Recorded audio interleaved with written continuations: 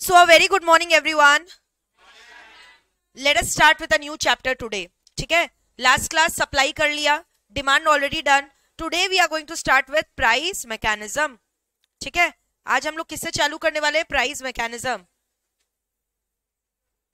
Pen is not working. It's working.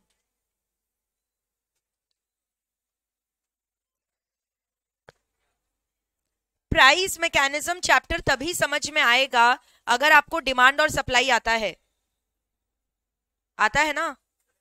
नहीं आता है तो फिर ये वाला चैप्टर क्विट कर दो, अभी नहीं आएगा. You have to wait for demand and supply to be done, then only this chapter could be understood. ठीक है, तो आज हम लोग डायरेक्टली प्राइस मैकेनिज्म कर रहे हैं. But before starting with the chapter of price mechanism, एक दो चीज का रिविजन करेंगे. मेरे को फटाफट बोलोगे, कुछ भी लिखना नहीं है. Just tell me what is the shape of the demand curve, supply curve. क्यों डाउनवर्ड स्लोपिंग, क्यों अपवर्ड स्लोपिंग, और अपवर्ड स्लोपिंग क्यों? Direct relation. Can I say ये मेरा जो डाउनवर्ड स्लोपिंग कर्व है ये क्या है? तो यहाँ डी लिख दे. ये अपवर्ड स्लोपिंग कर्व क्या है?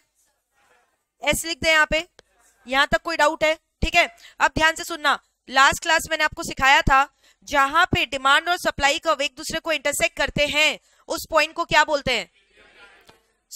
मेरे को बताओ यहाँ इक्विलिब्रियम पॉइंट कौन सा है? कैन आई से ये इक्विलिब्रियम पॉइंट है. यहां पे डिमांड और सप्लाई कर्व इंटरसेक्ट करे. इंटरसेक्ट मतलब क्या होता है? कट करना. तो डिमांड और supply curve are intersecting at point E. तो ये ई क्या हो गया? Point of equilibrium. ये ओरिजिन होता है, आपको पता है. यहां पे क्या मेजर करते हो? प्राइस. यहां पे क्वांटिटी. तो अब ध्यान से सुनना, इक्विलिब्रियम पॉइंट से जब आप स्ट्रेट लाइन ड्रॉ करोगे on the X axis and on the Y axis, तो अब ध्यान से देखना, ये जो प्राइस लेवल ओपी है ये क्या है? Equilibrium price. ठीक है, इक्विलिब्रियम प्राइस कितना हो गया मेरे को बताओ? ओपी. और इक्विलिब्रियम लेवल ऑफ आउटपुट मेरा कितना हो गया? ओ एक्स.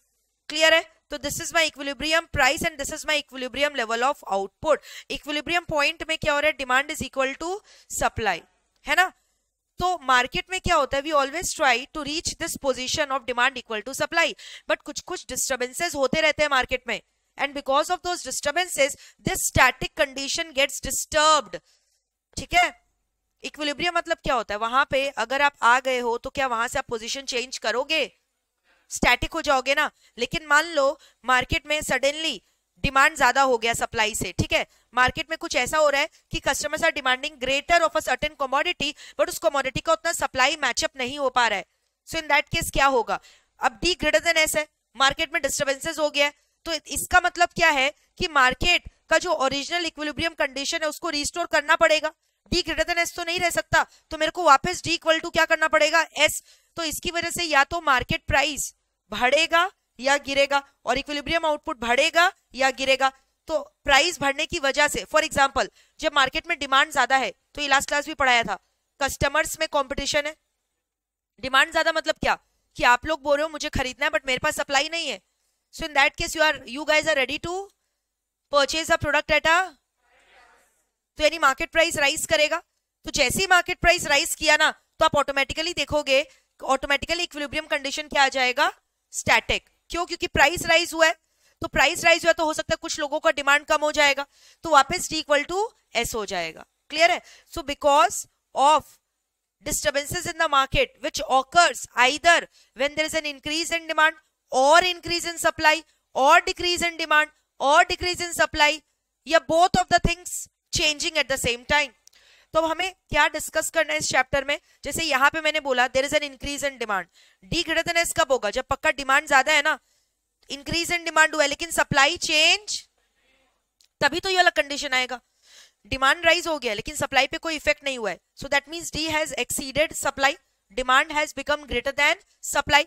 अच्छा एक बात बताओ ना, हम लोगों ने डिमांड में पढ़ा था इंक्रीज इन डिमांड में शिफ्ट कहाँ होता है? और इंक्रीज इन सप्लाई में भी decrease in demand, decrease in supply. तो ये चीज क्लियर है, चाहे इंक्रीज हो डिमांड का या फिर दोनों का ही शिफ्ट कहाँ होता है? वैसे ही दोनों का ही डिक्रीज का शिफ्ट कहाँ होता है? तो यहां पे सिर्फ मैंने क्या बोला? There is an increase in. तो मेरे को बताओगे डिमांड कर्व, नया डिमांड कर्व मुझे बनाना पड़ेगा. तो कहां बनाऊं? ओरिजिनल डिमांड कर्व डी है, तो किसको शिफ्ट करवाओगे? सो कैन आई से this is my new demand curve. ठीक है, क्यों? क्योंकि शिफ्ट कहां पे दिखाना है मुझे? वाई राइट, क्योंकि this is a case of increase in demand. अब ध्यान से मेरी बातों को सुनना. नया डिमांड कर्व आ गया. ठीक है, नया डिमांड कर्व आ गया. क्या सप्लाई कर्व के बारे में कुछ बोला है मैंने? यानी सप्लाई कर्व आपको ओरिजिनल ही लेना है. यानी इंटरसेक्शन पॉइंट किसका लोगे? Any idea? New demand curve becomes D1 and supply curve is your same which is your S. अब देखो इंटरसेक्शन पॉइंट D1 और S कहां इंटरसेक्ट कर रहा है? दिखाई दे रहा है? D1 और S कहने से यहां इंटरसेक्ट कर रहा है. इंटरसेक्ट मतलब काट रहा है एक दूसरे को. सो कहने से ये मेरा नया इक्विलिब्रियम पॉइंट हो गया. अब इक्विलिब्रियम पॉइंट्स हम लोग क्या करते हैं? लाइन टानते हैं ना एक्स एक्सिस और वाई एक्सिस में. तो अगर मैं यहां से लाइन टानूंगी तो आपको क्लियरली दिखाई दे रहा है प्राइस क्या हो गया. देख लो प्राइस क्या हो गया, राइज हुआ है कि फॉल हुआ है? देखो ओरिजिनल प्राइस P था, अभी न्यू प्राइस P1 आया तो प्राइस क्या हो गया? वैसी क्वांटिटी भी क्या हो गया? तो यानी कंक्लूजन क्या आया? अगर इंक्रीज इन डिमांड हो रहा है तो यानी original equilibrium price will rise as well as original equilibrium output will rise.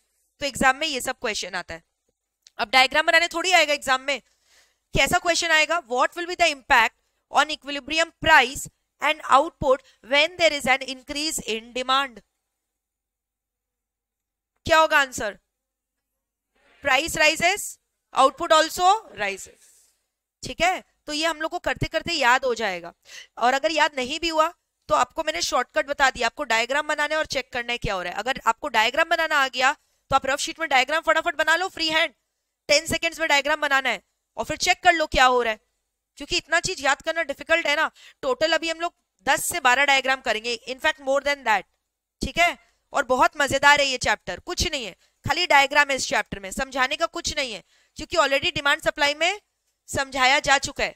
यहाँ पे खाली हमें देखना है किसको कहां शिफ्ट करवाना है. सपोज मैंने यहाँ पे बोला there is an increase in supply, तो क्या करोगे बताओ? हमेशा याद रखना सबसे पहला स्टेप क्या बनाओगे? Original demand, original supply. कुछ भी हो सबसे पहला स्टेप यही है. दोनों को इंटरसेक्ट करवाओगे.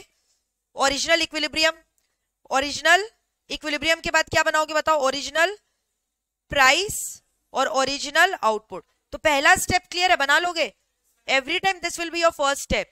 Downward sloping, upward sloping, intersection, equilibrium, line on the horizontal axis and on the vertical axis, equilibrium price, equilibrium level of output. Now check what has been given in the question. अब आप check करो question में क्या बोला है. Question में क्या बोला? मैंने बोला अभी इंक्रीज इन सप्लाई. तो अब आप मुझे बताओ मुझे किसको शिफ्ट करवाना चाहिए? यानी वो डाउनवर्ड वाला को, क्या अपवर्ड वाला को ना. और इंक्रीज बोला है तो शिफ्ट कहां होगा? तो कहने से न्यू सप्लाई कर्व कहां पे होगा बताओ? ये रहा ओरिजिनल सप्लाई कर्व. नया बनाऊंगी तो इधर आएगा ना राइट इसका. तो अब इंटरसेक्शन पॉइंट किसका लोगे? S1 and D. डिमांड के लिए तो कुछ नहीं बोला है ना. तो ओल्ड डिमांड कर्व S1 और D यहां इंटरसेक्ट कर रहा है. आपको इंटरसेक्शन का मतलब समझ में आ रहा है? जो नया सप्लाई कर्व और पुराना डिमांड कर्व एक दूसरे को कहां पे कट कर रहा है? तो यहां कट कर रहा है ना. ये रहा ओरिजिनल डिमांड कर्व ये वाला, ये रहा नया सप्लाई कर्व. तो ये लोग दोनों एक दूसरे को यहां काट रहे हैं ना. So this is your new equilibrium point. फिर नया इक्विलिब्रियम पॉइंट से क्या करना है? लाइन टानना है एक्स एक्सिस और वाई एक्सिस में. तो आप देख रहे हो प्राइस क्या हो गया अब की बार? फॉल. और आउटपुट क्या हो गया? राइज. तो इस तरह से करके बस हमें चेक करके आंसर्स लिखते जाना है. Very easy. अब आप खुद सोचो ना, अगर मैं यहाँ डायग्राम नहीं भी बनाती तो भी आपको पता था प्राइस पे क्या इंपैक्ट पड़ने वाला है. कैसे? मैंने बोला इंक्रीज इन सप्लाई हुआ है. तो इंक्रीज इन सप्लाई का मतलब क्या हुआ? सप्लाई ज्यादा हो गया. कहने से ये हो गया इसका मतलब. Increase in supply means what? Supply exceeds demand. Supply exceeds demand मतलब क्या? There is a competition among the seller to sell their stock. यानी मेरे पास बहुत सारा सप्लाई है, आप लोग खरीद नहीं रहे हो, तो मार्केट प्राइस क्या करेगा? और देखो डायग्राम में भी फॉल आया है. था कि नहीं? इजी बताओ. क्लियर है? लेकिन आउटपुट पे क्या इंपैक्ट पड़ेगा इसके लिए हमें डायग्राम बनाकर ही चेक करना पड़ेगा. मैनेजेबल. अच्छा, कितनी बार ऐसा भी केस करेंगे डिमांड भी इंक्रीज हुआ है, सप्लाई भी इंक्रीज हो गया है, दोनों ही इंक्रीज हो गया, तो दोनों का शिफ्ट दिखा देना. कहां पे? तो बताओ अब इंटरसेक्शन किसका लोगे? इंटरसेक्शन किसका लोगे? किसका लोगे? D1 and S1. Demand curve D1 हो गया, न्यू सप्लाई कर्व S1. ठीक है. अच्छा, मैंने बोला डिक्रीज इन डिमांड हुआ है, क्या करोगे? किसको? सिर्फ डिमांड को ऑन द लेफ्ट साइड. और डिमांड डिक्रीज हुआ है यानी जितना डिमांड था ना वो कम हो गया है, यानी कौन ज्यादा हो गया है? सप्लाई अगर ज्यादा होगा तो प्राइस पे क्या इंपैक्ट पड़ेगा, तो देखोगे पक्का प्राइस क्या होगा, फॉल। आपको पूरा समझ में आ गया लॉजिक कैसे हम लोग को करना है ये वाला चैप्टर? तो आपको नहीं लग रहा ये चैप्टर बहुत ज्यादा इजी है? अब बहुत सारे बच्चे ना इससे डरते हैं, उन्हें डायग्राम ही नहीं समझ में आता है, ठीक है, but if you know how to draw demand curve, supply curve, demand supply concept is very clear, this chapter is a lollipop, nothing else. कुछ है ही नहीं इसमें, कुछ नहीं है। चलो डिस्कस करते हैं, ये डायरेक्टली मैट में ही करोगे, मैट निकालो अपना अपना, page number 89, take out your mat, chapter number 8 price mechanism.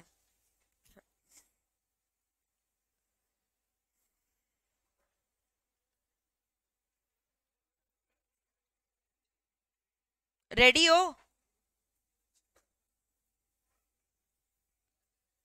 Page number 89 में आओ अपने मैट का, chapter number 8 page number 89, price mechanism दिखाई दिया? चलो मार्क करो, point number 1, the point where everyone is ready with the mat. कोई ऐसा है जिसके पास मैट नहीं है तो प्लीज कॉपी में करो, जब मैट मिलेगा तो फिर मैट में कर लेना। Alright, the point where demand curve and supply curve intersects determines the equilibrium point D is equal to S। कोई डाउट है इस पॉइंट में? नेक्स्ट, जब डिमांड सप्लाई से ज्यादा होता है तो क्या होता है, there is a competition among the buyers to buy the product and as a result of which price will rise. Next point number 3, when supply is greater than demand, supply ज्यादा है, मेरे पास सामान है लेकिन आप लोग नहीं खरीदना चाह रहे हो, तो मेरा प्राइस क्या हो जाएगा, स्टॉक का फॉल हो जाएगा। क्लियर? नेक्स्ट पहला क्वेश्चन चलो हम लोग सॉल्व करते हैं, already we have done it. देखो, read the question, what will be the impact on equilibrium price and output when there is an increase in demand. पहला स्टेप बनाओ मेरे साथ, एक डायग्राम खाली मेरे साथ करो, फिर बाद बाकी मैं आपको फ्रीडम दूंगी अपने आप करना। चलो पहले एक्स एक्सिस वाई एक्सिस बनाओ, एक डायग्राम मेरे साथ करो स्टेप बाय स्टेप। प्राइस लिखोगे वाई एक्सिस में, आउटपुट लिखोगे एक्स एक्सिस में। बन गया? अब ओरिजिनल डिमांड बनाओ डाउनवर्ड स्लोपिंग, उसको डी लिखो। पेंसिल से मत लिखा करो इस मैट में, it will evaporate after some times. Don't use pencil in this mat, pen. Free hand diagram बनाओ, पेन यूज करके बनाओ, इसमें पेंसिल बिल्कुल भी दिखाई नहीं देगा, 10 दिन बाद उड़ जाएगा सब, आपको लगेगा क्लास किया भी था कि नहीं, ठीक है? सप्लाई बनाओ free hand, upward sloping curve. Equilibrium, जहां ये लोग इंटरसेक्ट कर रहा है, बनाया, फिर वहां से क्या करते हो, टान लो।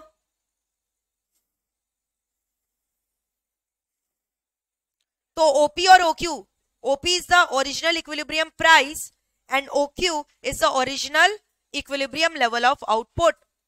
यहां तक पूरा पिक्चर क्लियर है? नेक्स्ट स्टेप अपने आप करोगे, इंक्रीज इन डिमांड। तो बताओ न्यू डिमांड कब बनाओगे? सप्लाई को चेंज नहीं करना है, खाली किसको करना है, तो डिमांड, गलती से ना आप शिफ्ट सप्लाई का मत करवा देना, डिमांड का ही करवाना। डिमांड डाउनवर्ड वाला है, डाउनवर्ड वाला का राइट साइड देखो कहां है, ये रहा। So draw a free hand diagram, new demand curve D1. Done? Arrow show करो, राइट में शिफ्ट हुआ है, इंक्रीज इन डिमांड लिखो वहां, DD मेरा डिमांड होता है, पता है ना आपको?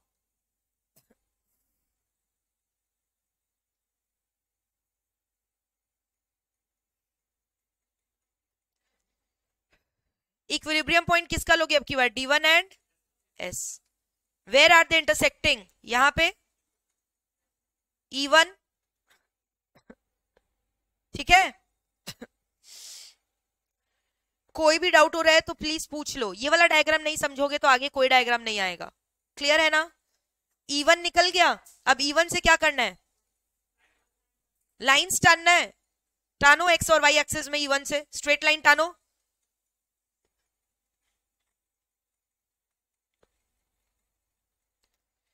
तो अब मेरा न्यू प्राइस आ गया P1 और न्यू आउटपुट आ गया Q1। तो अब एरो से आपको दिखाना पड़ेगा ना प्राइस राइज हुआ है कि फॉल हुआ है, क्या हुआ है बताओ। Very good. तो P से P1 हो गया प्राइस और Q से Q1 हो गया आउटपुट। तो शो करो एरो में। तो कंक्लूजन फिर लिखो, कंक्लूजन क्या आया? Equilibrium price rises, equilibrium output also rises।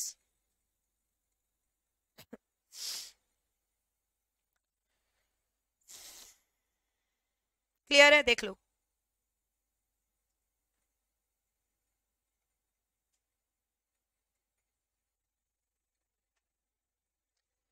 तो पहला क्वेश्चन हमने कर लिया।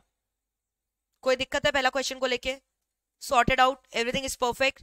चलो, take your time, analyse this. Everyone has done? Anyone still doing? Raise your hand. कोई अभी तक कर रहा है हाथ उठाओ, फटाफट कंप्लीट करो। And those who have done, try solving out some number 2।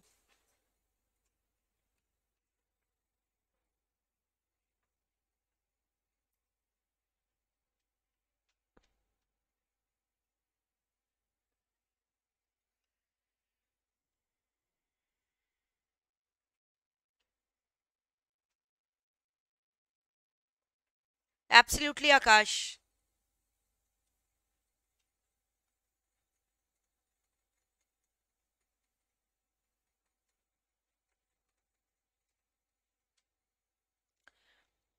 Question number 2. What will be the impact on price and output when there is an increase in supply? कर लोगे अपने आप? करो।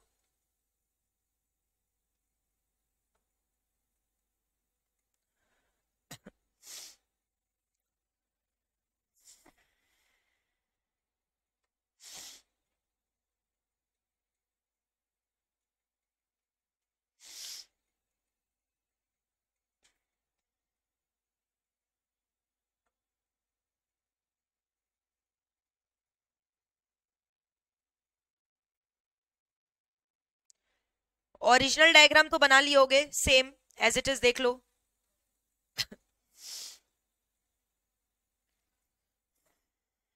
सप्लाई का शिफ्ट करवाए हो ना आपकी बार, देखो ऐसे on the right side like this, increase in supply ऐसे करवाए हो। S to S1, shift of the supply curve on the right side and new supply curve will be S1.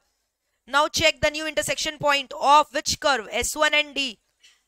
New supply curve and old original demand curve intersecting at point E1.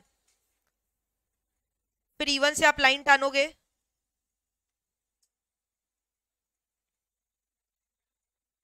तो क्या देखा? Price falls और output क्या किया? Rise. तो conclusion क्या आया? Equilibrium price falls, equilibrium output rises. क्या आप ये एरो का मतलब समझ जाओगे ना?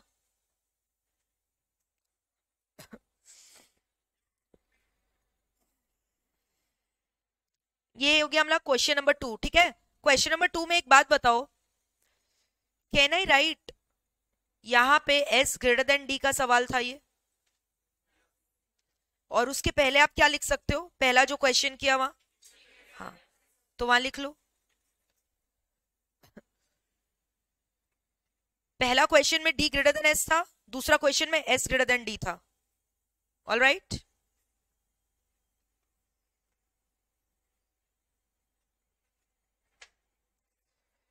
those who have done question number 2, start solving question number 3 on your own.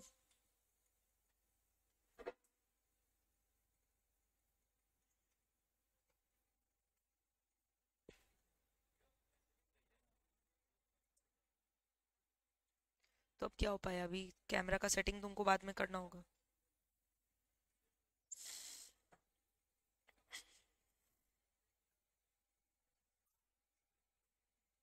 ऐसे इधर करके लिखना है, ठीक। ये तो कट जा रहा है।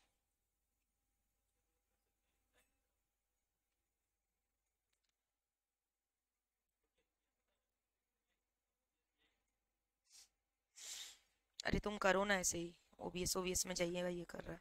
सेटिंग पहले से ही करके रखना चाहिए ना। लो करो, ठीक है अभी।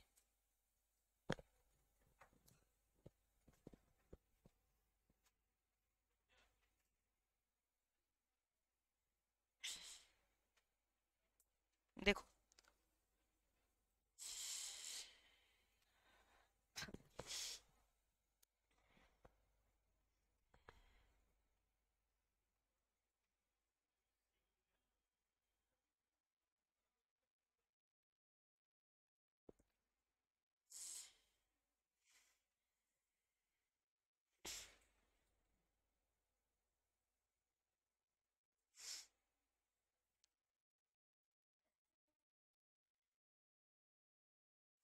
हो गया।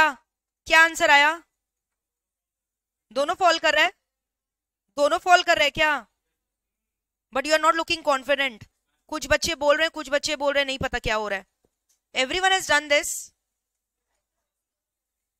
Answer should be same. Still doing, करो।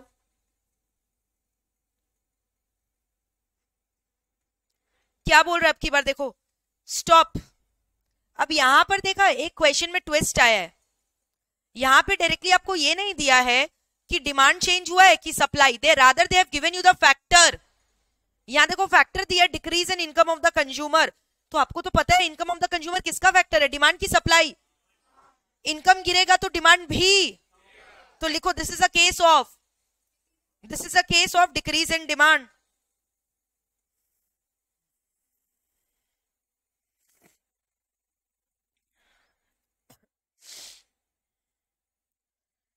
सप्लाई के संग तो कुछ नहीं होगा,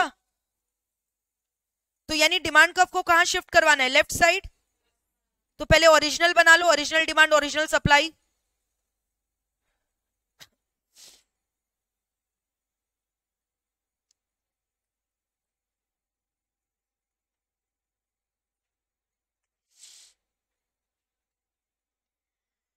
बोलो अब क्या करें? नया डिमांड कर्व कहां पे बनेगा? Very good, on the left side like this. तो यहाँ पे शिफ्ट लेफ्ट एरो दिखाए हो, डिक्रीज इन डिमांड। और अब की बार मैं क्या लिखूं? डी ग्रेटर देन एस कि एस ग्रेटर देन डी? यानी आप पक्का प्राइस आप देखोगे फॉल करेगा। फिर डी1 और एस यहां इंटरसेक्ट कर रहे हैं, न्यू इक्विलिब्रियम पॉइंट ई1। फिर ई1 से लाइन टानोगे तो क्या देखा? पी से P1 price falls and equilibrium output also falls. So that is a conclusion. ठीक है, 4 नंबर करो जिसका हो गया 3। कोई डाउट तो नहीं है ना? ये सब में इजी है। 4 तक करके स्टॉप कर देना, उसके आगे करने का जरूरत नहीं है। सम नंबर 4 तो देखो, 3 डायग्राम इतना आसानी से कर लिया हम लोगों ने। Question number 4, what will be the impact on equilibrium price and output when there is a decrease in number of sellers? Stop. Number of seller किसका फैक्टर है? सेलर का फैक्टर है। सप्लाई अभी तो किया ना last class, number of firm नहीं किया था।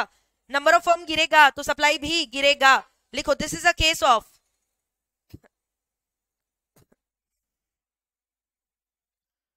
Decrease in supply.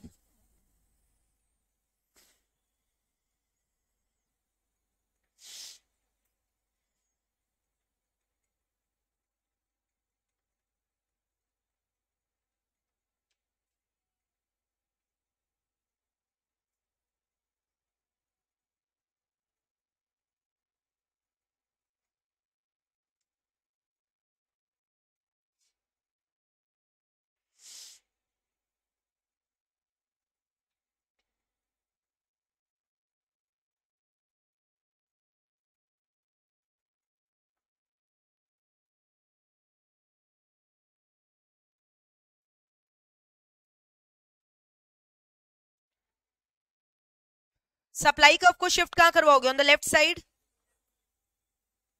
ऐसे करवाए हो अब की बार? देखो यहां लिखियो डिक्रीज इन सप्लाई। S1 और D यहां इंटरसेक्ट कर रहे हैं E1। This is your new equilibrium point. फिर वहां से क्या करोगे? कंक्लूजन क्या आया? प्राइस राइज हो गया और output fall, equilibrium price rises, equilibrium output falls, that is a conclusion. और यहां पे कौन किससे बड़ा है? सप्लाई रिड्यूस हुआ है ना, डिक्रीज, तो डिमांड ज्यादा होगा तो पक्का प्राइस को राइज होना ही था। ठीक है, एक बार चारों सवाल चेक करो क्लियर है कि नहीं, चारों क्वेश्चन एक बार रीड करो और चेक करो सबका कंक्लूजन कहां क्या हो रहा है। Read this.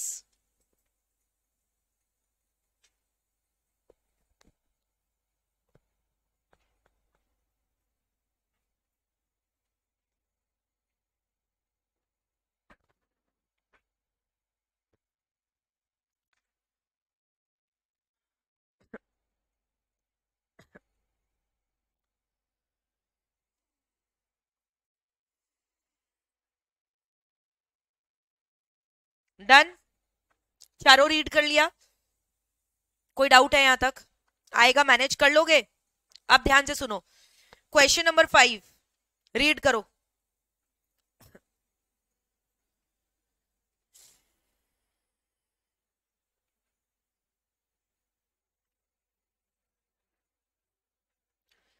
Increase in income and reduction in price of input. Increase in income किसका फैक्टर है?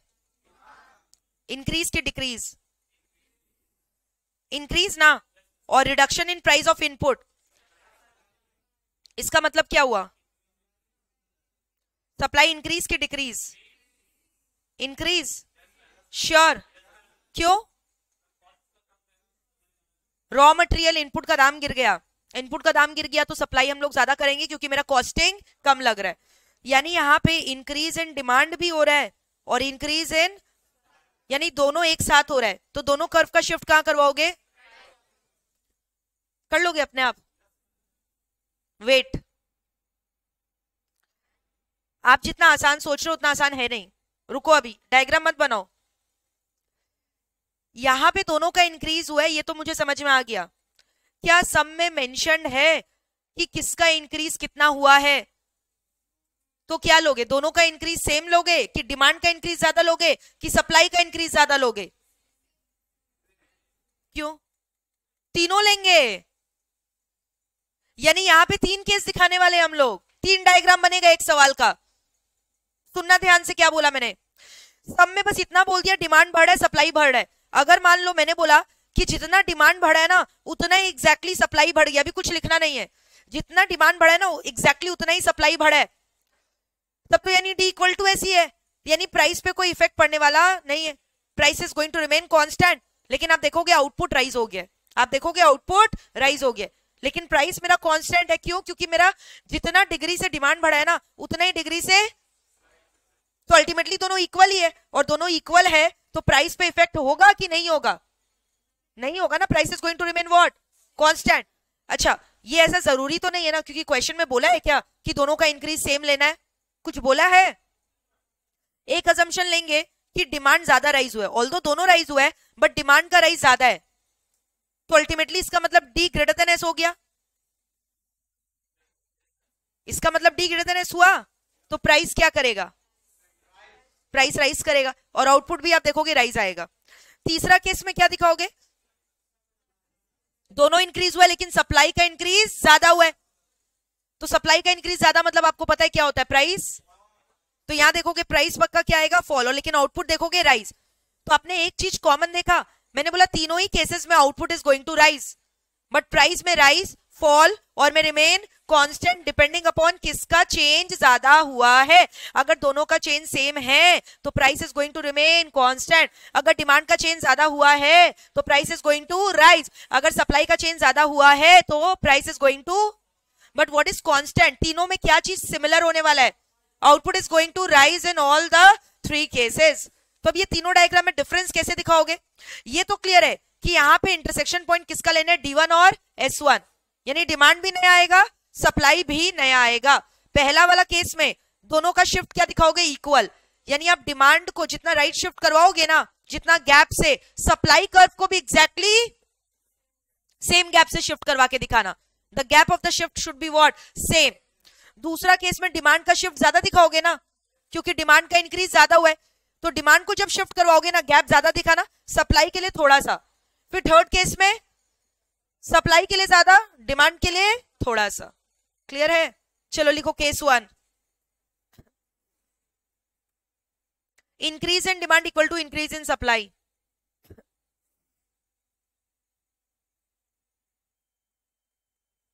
केस 1, अच्छा पहले लिखा this is a case of increase in demand and increase in supply. लिखो this is a case of, right down, this is a case of increase in demand and increase in supply simultaneously at the same point of time. This is a case of increase in demand and increase in supply simultaneously at the same time.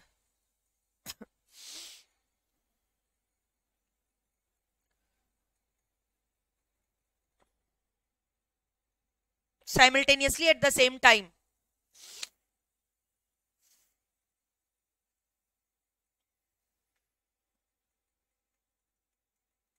लिखो case 1, this is a case of increase in demand and increase in supply simultaneously at the same time. Case 1, draw the diagram.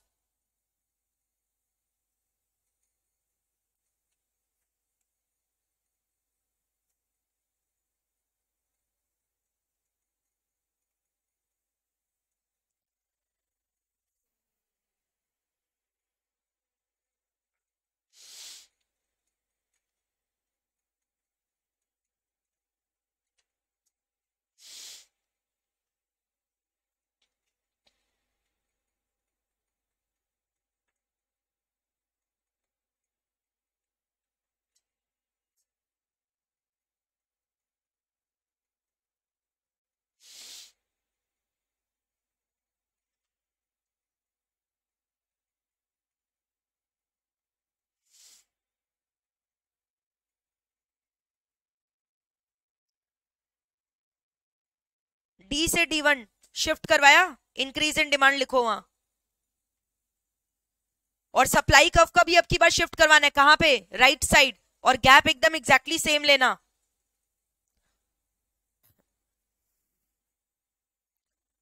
देख रहे हो मेरा gap almost same है, और दोनों का shift right में, इंक्रीज इन सप्लाई। अब इंटरसेक्शन किसका लोगे, S1 और D1, तो देखना प्राइस सेम आएगा। S1 और D1 यहां इंटरसेक्ट कर रहे हैं E1 पे, तो अब यहां से मैं लाइन टानूंगी, तो देख लो मेरा प्राइस वही है, नया प्राइस और पुराना प्राइस सेम है कि नहीं, देख लो, price is remaining constant, output is rising. आ रहा है? इसके अलावा कुछ आ रहा है तो आपने गलत डायग्राम बनाया है। प्राइस उसी लाइन में ऐड हो जाएगा, प्राइस का नया लाइन नहीं आएगा।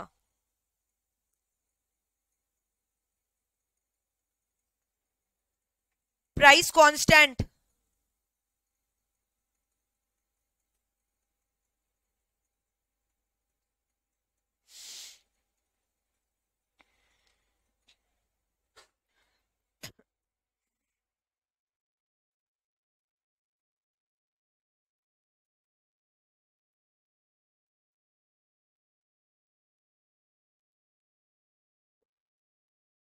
आया?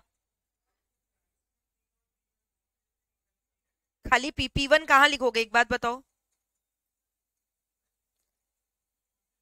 P1 कहां लिखोगे? मान लो P वॉज ₹10, तो न्यू प्राइस इज ऑल्सो ₹10, तो 10 एंड 10 लिख दोगे क्या? बैठ जाओ, प्राइस तो वही रहेगा ना P, why to write P1, price is remaining constant, old price is only the new price. Case 1 कितने जन का नहीं हुआ, हाथ उठाओ, और झूठ मत बोलो, नहीं आ रहे तो पूछ लो, इसमें कोई शर्माने वाला बात नहीं है। केस 1 नहीं बना, सबका आ गया प्राइस कांस्टेंट, ग्रेट। केस 2 बनाओ, increase in demand greater than increase in supply.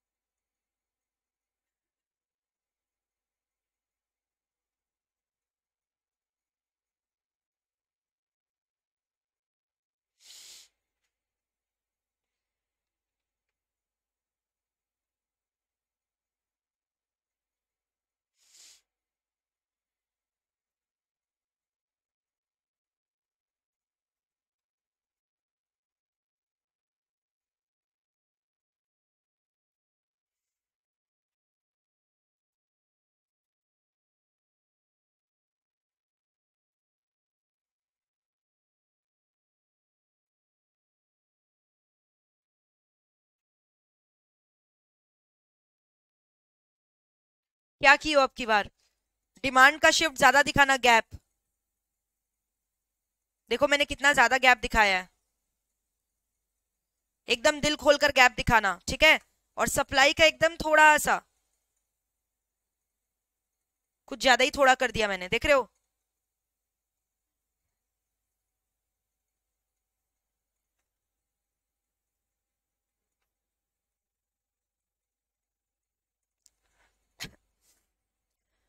S1 और D1, S1 and D1 intersecting at this point,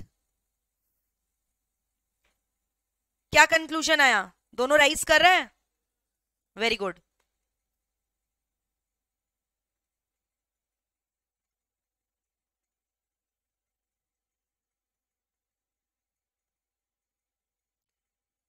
Equilibrium price rises, equilibrium output also rises.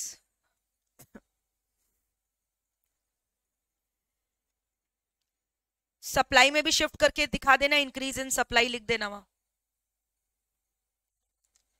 दोनों राइज कर रहे हैं, राइट। थर्ड केस अपने आप बनाओ, अब की बार सप्लाई का इंक्रीज ज्यादा दिखाना, case 3 done. Case 3, increase in supply greater than increase in demand. जैसे अब डायग्राम कोई भी मेरा देखेगा तो बता देगा डिमांड का शिफ्ट ज्यादा हुआ है, तो मतलब ऐसा गैप बनाओ कि clearly it is visible demand का चेंज इज हायर।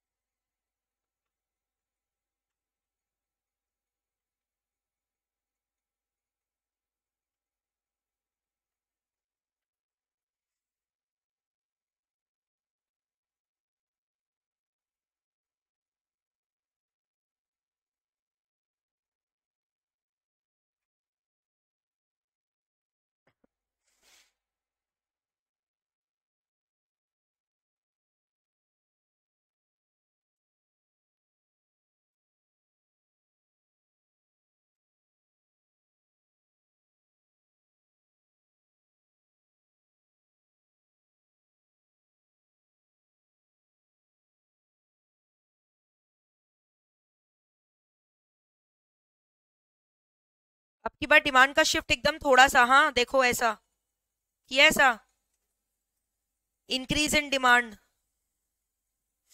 और सप्लाई का shift on the right side ज्यादा क्लियरली विजिबल है। अब की बार मेरा सप्लाई का चेंज ज्यादा हुआ है। S1 and D1 intersecting at which point? E1। Price fall हुआ, आउटपुट राइज।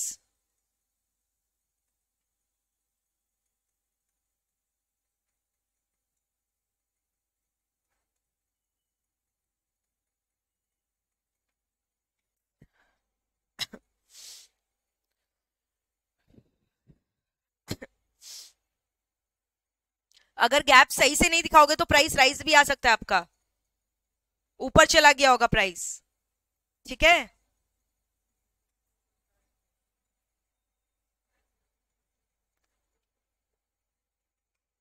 क्लियर है? तीनों केस हो गया सबका। तो जब कुछ भी मेंशन नहीं है, खाली दिया हुआ increase in demand and increase in supply, देखो एग्जाम में क्वेश्चन कैसा आता है। यहां तक हो गया क्या सबका? अब ध्यान से सुनना, एग्जाम में कैसा क्वेश्चन आता है। What will be the impact on equilibrium price and output when there is an increase in demand and increase in supply simultaneously taking place at the same point of time? Option A, price constant, output rises. Option B, price falls, output rises. Option C, price rises, output rises. Option D, output rises. क्या टिक करके आओगे बताओ?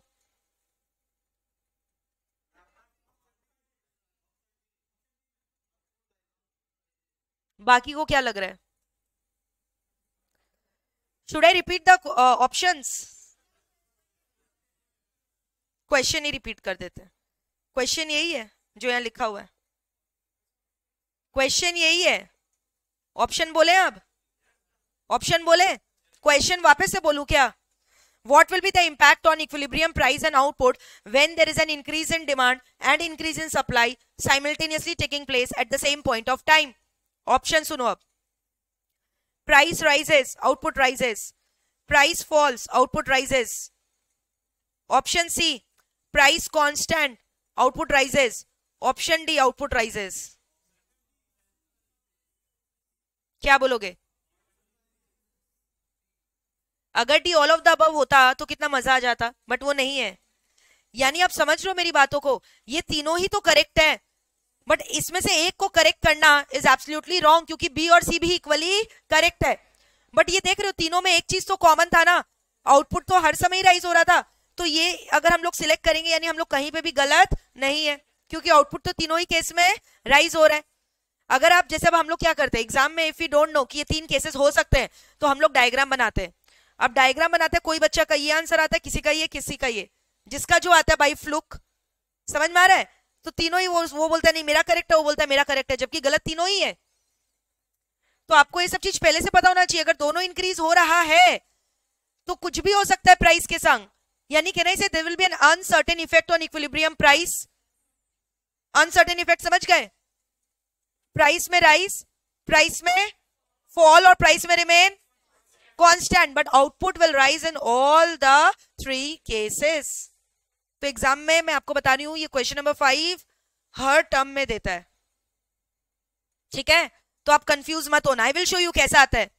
जो मैंने question बोला वही है, थोड़ा बहुत मॉडिफिकेशन रहता है. लेकिन मान लो एग्जाम में अगर ऐसा क्वेश्चन आ गया, increase in demand and increase in supply are equal, then what will be the answer? ये 4 ऑप्शन है, बताओ. तब आपको ए सिलेक्ट करके आना. ए क्या बोल रहे हो? ए कहां से होगा? सी होगा ना. मैंने बोला increase in demand and supply same है, तो सेम होता है तो प्राइस क्या आता है? तो ए क्यों बोल रहे हो? तब फिर इसका आंसर सी होगा. बट आज तक ऐसा क्वेश्चन नहीं आया है. खाली वो लोग देते हैं इंक्रीज इन डिमांड और इंक्रीज इन सप्लाई. कौन ज्यादा इंक्रीज हुआ है वो नहीं देता, दोनों इक्वल इंक्रीज हुआ है ये भी नहीं देता. मतलब आज तक का रिकॉर्ड है यही क्वेश्चन आता है, increase in demand and increase in supply taking place at the same point of time. तो आप इसका जनरल कंक्लूजन लिखो. तीनों हो गया ना. इंडिविजुअल कंक्लूजन लिखा, अब इस सवाल का जनरल कंक्लूजन लिखो लास्ट में. अगर ये क्वेश्चन आएगा तो इसका आंसर क्या टिक करके आना है, लिखो.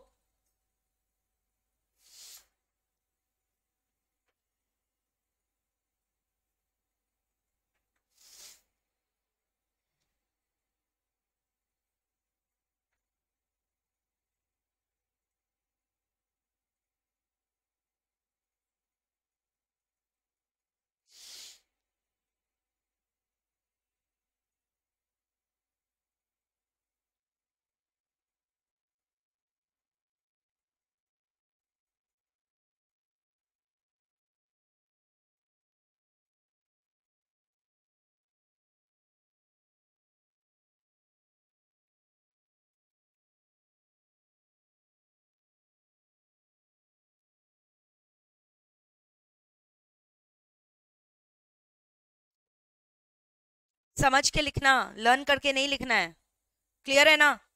Uncertain effect on price, price rise fall constant anything, but output will rise in all the 3 cases.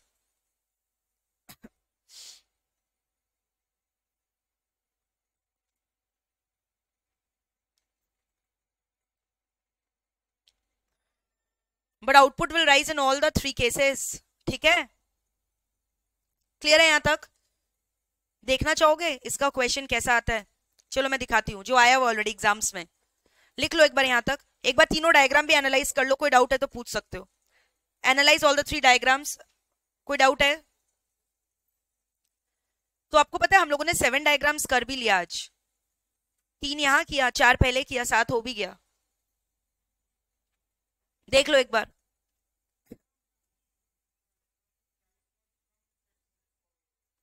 हाँ, क्योंकि मैंने ज्यादा इफेक्ट नहीं दिखाया इसीलिए. आप और ज्यादा शिफ्ट करवा दो. इट ऑल डिपेंड्स अपॉन किसका शिफ्ट कितना है.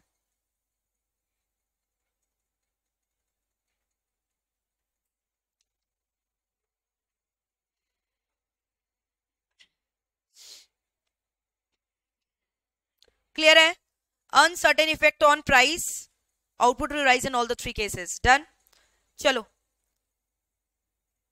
गो बैक टू द क्वेश्चन, पीछे चलो.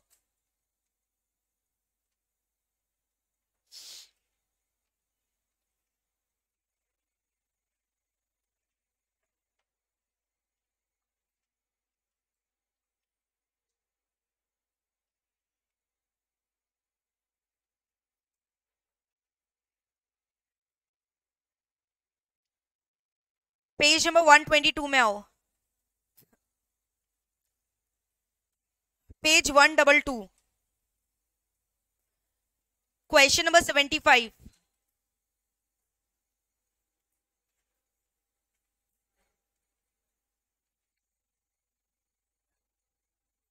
बोलो क्या होगा? ये तो कितना इजी है. नंबर ऑफ सेलर बढ़ेगा तो क्या होगा? इंक्रीज इन सप्लाई ना. 76 का आंसर बताओ.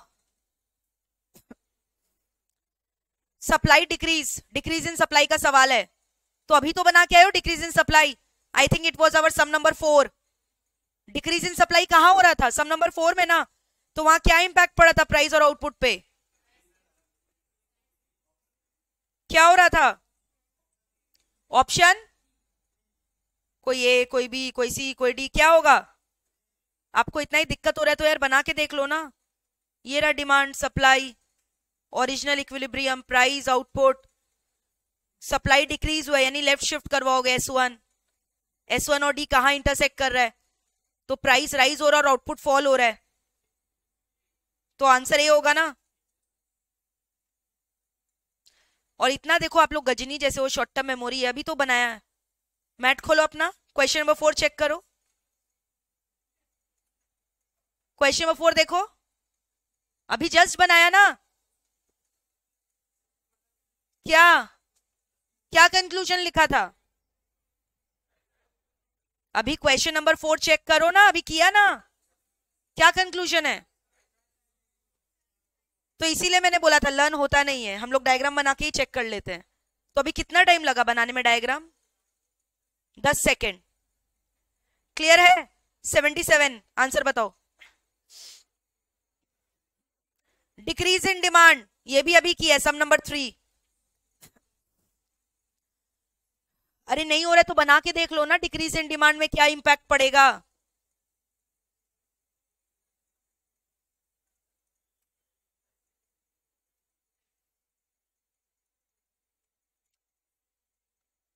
क्या होगा डिक्रीज इन डिमांड में? Both are falling. क्या होगा? Decrease in price and number of cameras bought. Quantity और प्राइस दोनों ही फॉल हो रहा है. क्या? सब नंबर 3 खोल के देखो, खोलो मैट का कंक्लूजन चेक करो क्या है. यही होगा. तो इसको लर्न नहीं करना है, डायग्राम बनाओ, चेक करो, जो आंसर है टिक कर दो. As simple as that. Learn one होता है नहीं हम लोग से, ठीक है. 78 अब चेक करो. ये आंसर दे दोगे मतलब रैंक है इंटर में. Good growing condition increases the supply of strawberry, यानी इंक्रीज इन सप्लाई है, लिखो उसके ऊपर increase in supply. And hot weather, गर्मी की वजह से डिमांड भी बढ़ रहा है, यानी ये इंक्रीज इन डिमांड भी है जो अभी हम लोगों ने किया. क्या सब में बोला है किसका इंक्रीज ज्यादा है? So increase in demand and increase in supply both taking place at the same point of time. तो क्वांटिटी ऑफ स्ट्रॉबेरीज के संग क्या होगा तीनों केस में? इंक्रीज. बट प्राइस, कौन बच्चा कांस्टेंट बोल रहा है? कांस्टेंट कैसे होगा बाबा प्राइस? अभी तो डिस्कस किया. Constant can be one of the possibility. Price में राइज, फॉल और में रिमेन कांस्टेंट. मतलब बड़े वाले गजनी हो. अभी देखो जनरल कंक्लूजन क्या लिखवाया, चेक करो. अभी जस्ट लिखे हो जनरल कंक्लूजन, क्या लिखवाया? क्वेश्चन नंबर 5 का जनरल कंक्लूजन लिखवाया ना. क्या होगा? ऑप्शन नंबर कि आउटपुट तो मेरा इंक्रीज करेगा बट प्राइस में भी uncertain, it might rise, fall और मे नॉट चेंज. आप बोलोगे प्राइस कांस्टेंट कब, जब लिखा है दोनों का इंक्रीज इक्वल है. क्या बोला है दोनों का इंक्रीज इक्वल है? और जो मैंने बोला कभी बोलता भी नहीं है, खाली यही बोलता है डिमांड बढ़ा है सप्लाई बढ़ा है, आंसर बताओ। तो या तो आप टिक करके आना आउटपुट राइज हो रहा है, या तो आप टिक करके आना प्राइस अनसर्टेन है, या तो दोनों टिक करके आ जाना output rises and price is uncertain. Uncertain means what? Price में राइज, प्राइस में फॉल, प्राइस में रिमेन। और अभी तो आपने तीनों केस बनाकर देखा, तीनों ही तो हो सकता था प्राइस के संग। क्या बोल सकते हो प्राइस हमेशा कांस्टेंट होगा? वो तब बोल सकते हो जब क्या दिया हुआ सब में, क्या इक्वल है। तो मुंह खोल के बोलने में टैक्स लग रहा है क्या? लास्ट टाइम ध्यान से सुनना और आंसर देना, गलत आंसर बोलोगे ना मुर्गा बनाएंगे। देखो, increase in demand and increase in supply both are taking place at the same point of time and their change is equal. Answer. Price constant, price constant and price constant क्यों बोल रहे हो? क्योंकि मैंने सम में बोला दोनों इक्वल है, लेकिन एग्जाम में नहीं बोलता ये वाला सम जो अभी पूछा मैंने। एग्जाम में क्या बोलता है? Increase in demand and increase in supply at the same time. Answer बताओ। प्राइस में राइज, प्राइस में फॉल, प्राइस में रिमेन कांस्टेंट। और इतना लंबा लाइन नहीं बोलना है तो बोल दो पता नहीं, प्राइस के संग जो होना होगा, मंजूर खुदा। Price will be uncertain, price will be uncertain, भगवान जाने क्या होगा कांट से, ठीक है। And output will fall. Thank you. चलो एक क्वेश्चन और आंसर दो।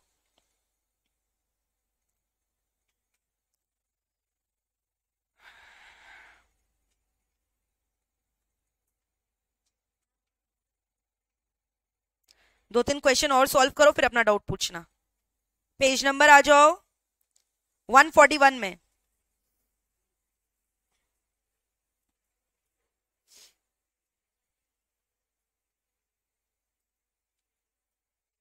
Question number 16।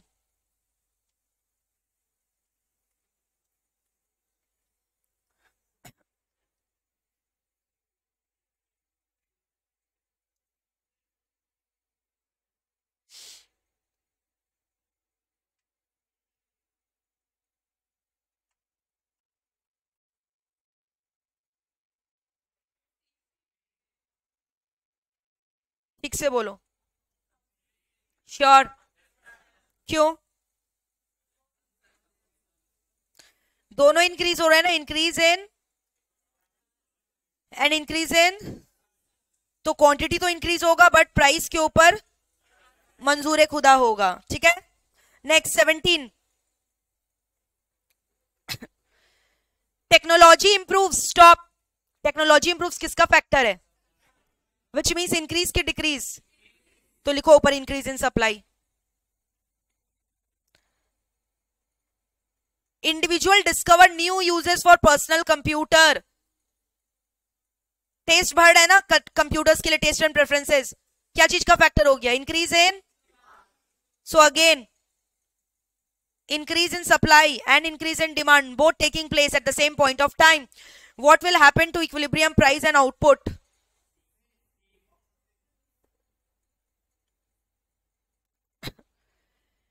प्राइस के संग क्या होगा? प्राइस के संग क्या होगा? जो होगा भगवान वो चाहेगा, ठीक है। तो क्या होगा? Quantity will increase but price can not be determined. याद रहेगा ये सब? तो देख रहे हो यही वाला क्वेश्चन जो है बार बार घुमा फिरा के देता है अलग अलग लैंग्वेजेस में। आप मैनेज कर लोगे, संभाल लोगे कि अभी भी नहीं हम लोग गलती करके आएंगे? याद रहेगा मेरा लैंग्वेज मंजूर खुदा होगा। तो अभी ऑप्शन में मंजूर खुदा होगा वर्ड ढूंढने मत लग जाना। क्या बोला? Uncertain effect on equilibrium price, ठीक है। क्वेश्चन नंबर 15 सॉल्व करो।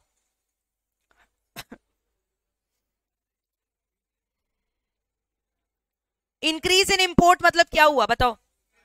हाँ वेरी गुड। इंपोर्ट आप कब करोगे? इंपोर्ट मतलब अपने घर से गुड्स नहीं खरीद कर, घर मतलब हमारा इंडिया, आप विदेश से गुड्स खरीद रहे हो, चाइना से गुड्स खरीद रहे हो और कोरोना को भी इनवाइट कर रहे हो, ठीक है। तो इंपोर्ट कर रहे हो कब? जब आपका डिमांड इंक्रीज हो रहा है। So this is an example of what? Increase in demand. And supply of camera भी बोल दिया इंक्रीज हो रहा है, ठीक है। तो दोनों चीज बोल दिया, सप्लाई ऑफ कैमरा तो क्वेश्चन में ही बोल दिया है, तो again again again again increase in supply and increase in demand both taking place at the same point of time. तो क्या होने वाला है, ये वैसा ही सवाल हो गया जो मैंने अभी दिया था ऑप्शंस। प्राइस में राइज, प्राइस में फॉल, प्राइस में remain constant, but output will rise in all the three cases. तो to be on the safe side किसको सिलेक्ट करके आएंगे, output should rise. Option number, अभी भी कुछ बच्चे कंफ्यूज लग रहे हैं, they are not clear with this topic. How many of you, raise your hand. नहीं समझ में आ रहा है, ये वाला में क्या दिया हुआ है बताओ, सप्लाई ऑफ कैमरा इंक्रीजेस दिया हुआ है सवाल में, तो इंक्रीज इन सप्लाई ऊपर लिख दिया।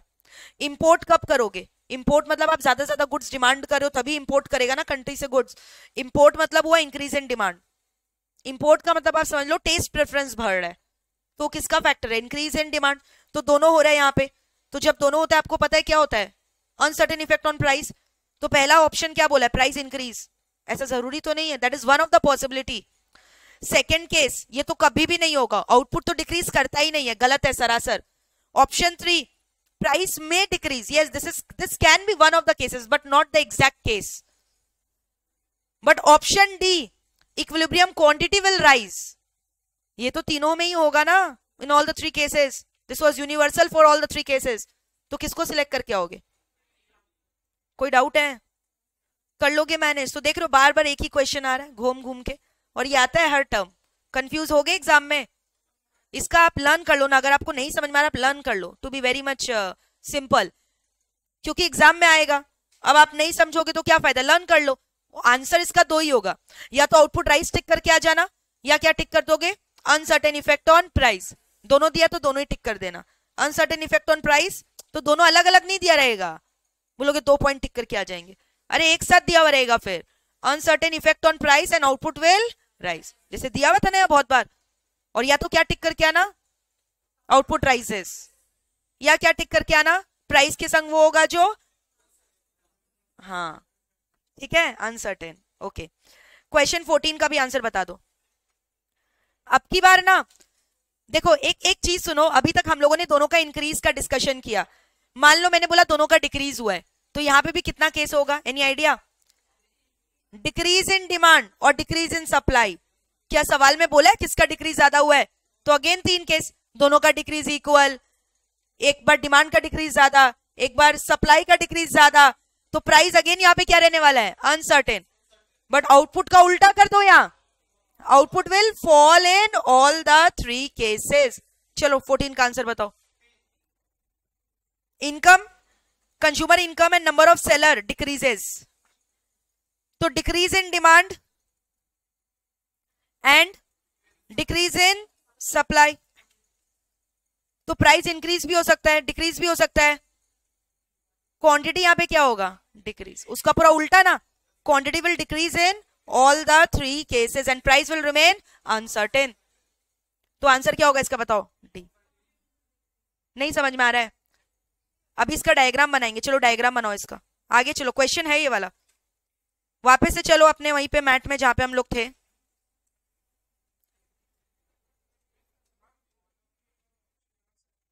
हाँ आ सकता है, फिर ऑल नहीं एनी ऑफ द अबव रहेगा।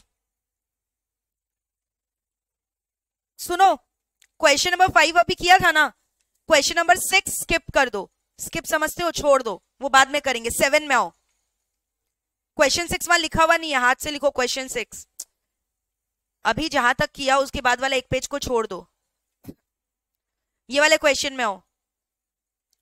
Are you getting my point, question 5 तक किया था, उसके बाद वाले क्वेश्चन को छोड़ दो, स्किप करो, उसके बाद वाले क्वेश्चन में आओ।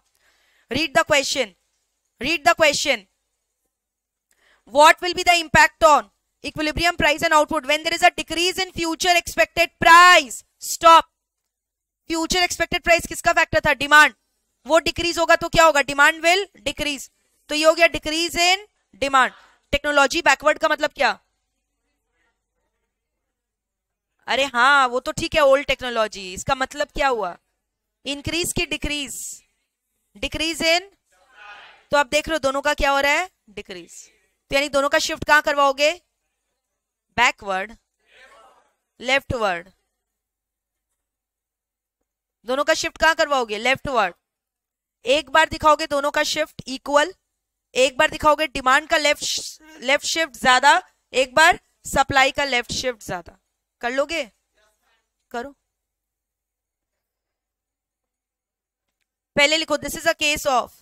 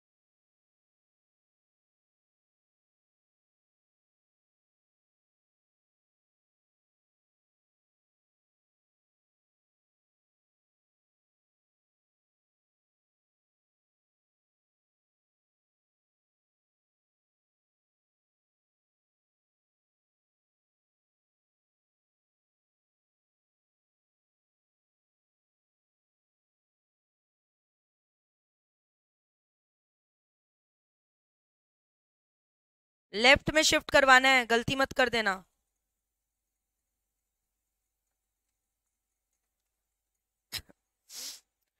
डिक्रीज इन डिमांड, वैसे सप्लाई का shift on the left side.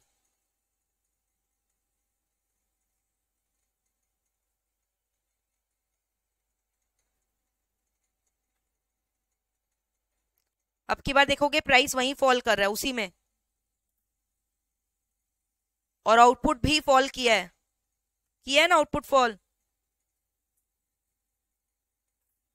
So price is constant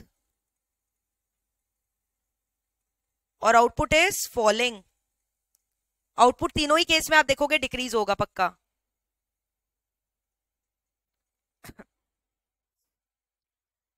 how many of you have done the first case? Raise your hand. Very good, very good. देख लो ऐसे ही की हो ना। सेकंड केस करो अपने आप। अब की बार डिमांड का शिफ्ट ज्यादा दिखाना लेफ्ट में, सप्लाई का थोड़ा सा।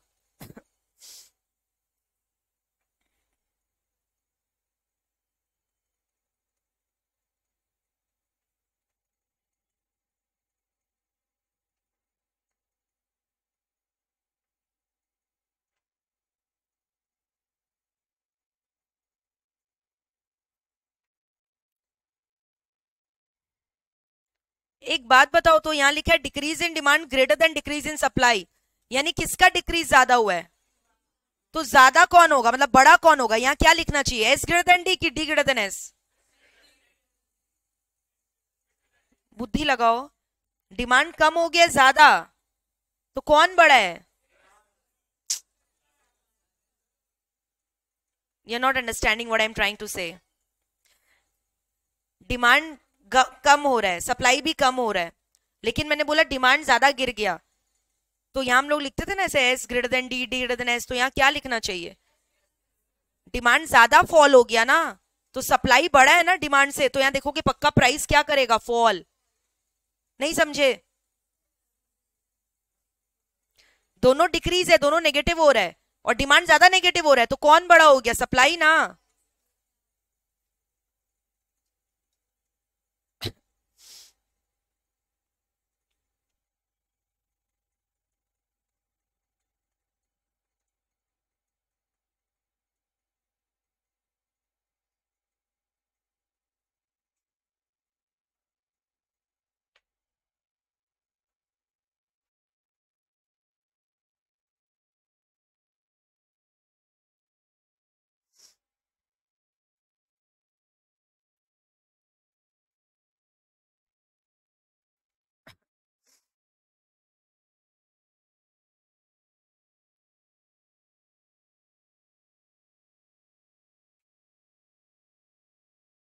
Yes.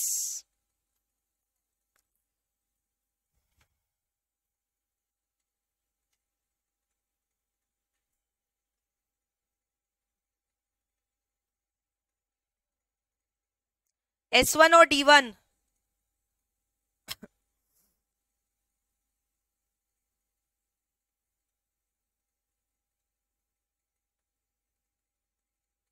Both are falling. Output तो फॉल करेगा, आपको पता है तीनों केस में, और यहां प्राइस भी फॉल किया है।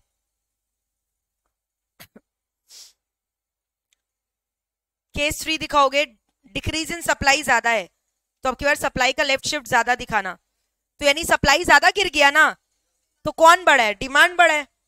तो डिमांड बढ़ा होगा तो क्या होगा? प्राइस राइज करेगा। तो थर्ड केस में देखोगे प्राइस राइज कर रहा है लेकिन आउटपुट फॉल कर रहा है।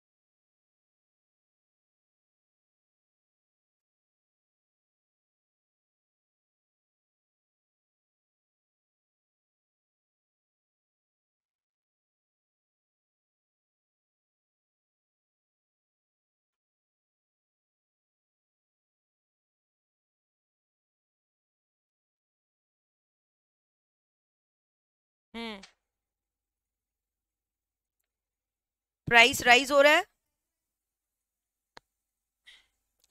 बनाने का दरकार है।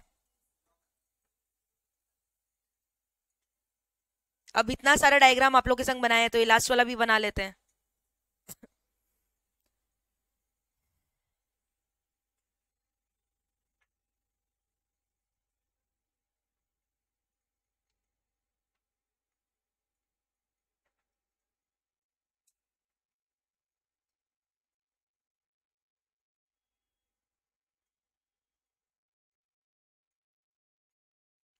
कैसा लगा प्राइस मैकेनिज्म? इजी की डिफिकल्ट?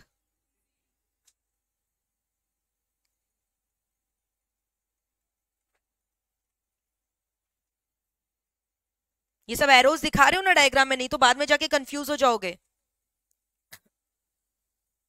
क्लियर? इसका जनरल कंक्लूजन अपने आप लिख लोगे जैसे उसका लिखा था, लिखो अपने आप।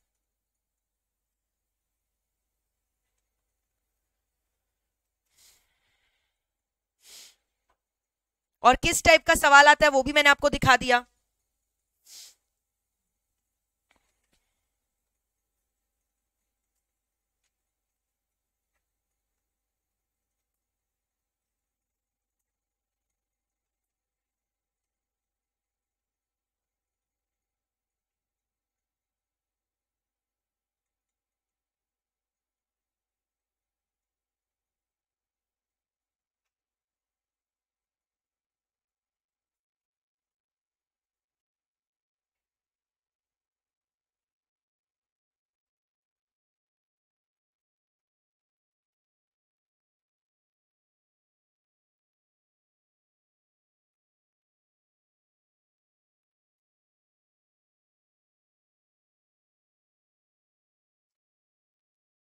Uncertain effect on price, but output will fall in all the three cases.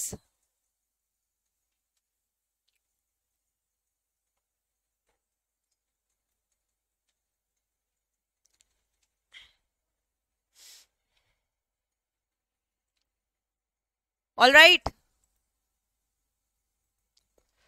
Clear है यहां तक? कोई डाउट है? 10 डायग्राम आज कर लिया, लेकिन अभी भी 10 डायग्राम और बाकी है। ठीक है, तो वो आज नहीं करवाएंगे, नेक्स्ट क्लास करवाएंगे ऑब्वियसली। एक बार फटाफट देखो यहां तक हम लोगों ने क्या क्या सीखा। स्टार्टिंग से आ जाओ, प्राइस मैकेनिज्म यहां तक हो गया ना सबका, कोई दिक्कत नहीं है। इंक्रीज इन डिमांड अकेला होगा तब क्या होगा बताओ, फटाफट बोलते जाओ। इंक्रीज इन डिमांड खाली हो रहा है तो price rises, output also rises. Increase in supply हो रहा है तब क्या सीखा? Price falls, output rises. Decrease in demand हो रहा है, डिक्रीज इन डिमांड मतलब क्या हो रहा है? कौन किससे बड़ा? यही तो मैंने पूछा। डिमांड कम हो रहा है तो कौन बड़ा हो गया? और अगर मैंने बोला दोनों कम हो रहा है लेकिन डिमांड ज्यादा कम हो रहा है तो सप्लाई ज्यादा होगा ना डिमांड से, यानी प्राइस पक्का वहां पे क्या करेगा? फॉल। क्लियर है? फिर हमने सीखा क्या बताओ कि डिक्रीज इन सप्लाई हो रहा है तो price will rise and output will fall. फिर हमने सीखा दोनों increase in demand and increase in supply both taking place simultaneously at the same point of time, तो क्या बोलोगे? प्राइस में राइज, प्राइस में फॉल, प्राइस में remain constant but output will rise in all the three cases. लेकिन अगर exam में ऐसे बोल दिया कि दोनों का इंक्रीज इक्वल है तब क्या होगा? एक ही answer, price constant and output will rise. और मैंने बोला दोनों ही डिक्रीज हो रहा है तो इसको opposite, price will uncertain, price will be uncertain but output will fall in all the three cases ना। अरे बाबा डिक्रीज बोला तो अभी भी मिस्टेक क्यों कर रहे हो? क्या बोला मैंने? डिक्रीज, दोनों का डिक्रीज बोला ना। अब जानते हो नेक्स्ट क्लास क्या सीखेंगे? एक इंक्रीज दूसरा डिक्रीज, एक डिक्रीज दूसरा इंक्रीज। ऐसा भी तो हो सकता है। अभी मैंने बोला डिमांड भी बढ़ रहा है सप्लाई भी बढ़ रहा है, मैंने बोला डिमांड बढ़ रहा है और सप्लाई डिक्रीज हो रहा है, ऐसा भी तो हो सकता है। तो क्या डिमांड को राइट में शिफ्ट करवाना और सप्लाई को, या उसका उल्टा, डिमांड डिक्रीज सप्लाई इंक्रीज, तो उसका भी कहानी है। ठीक है, जिसको अनफोल्ड किया जाएगा नेक्स्ट क्लास में। ओके, बोलिए मैम सुनाइएगा। ठीक है, ऑल राइट। और जितना क्वेश्चंस आज करवाया है वो कर लेना। तो देखो एग्जाम में ना इस चैप्टर से दो टाइप के क्वेश्चन आते हैं। एक टाइप का क्वेश्चन आज किया है, बताया ना ऐसा, और एक कैसा आता है जानते हो? डायग्राम। डायग्राम दिया हुआ रहेगा, उससे रिलेटेड क्वेश्चंस दिए हुए रहेंगे, उसको सॉल्व करना है, जो बहुत इंपॉर्टेंट है। तो अभी इस चैप्टर में दो चीज बचा है, वो हम लोग नेक्स्ट क्लास करके चैप्टर को सल्टा देंगे। ओके, फिर उसके बाद आपका ये वाला चैप्टर भी फिनिश ऑफ हो जाएगा। अच्छा, अब before concluding the today's class, I have certain announcement for you guys. Monday को आप लोग टेस्ट दे रहे हो मेरे को, ठीक है?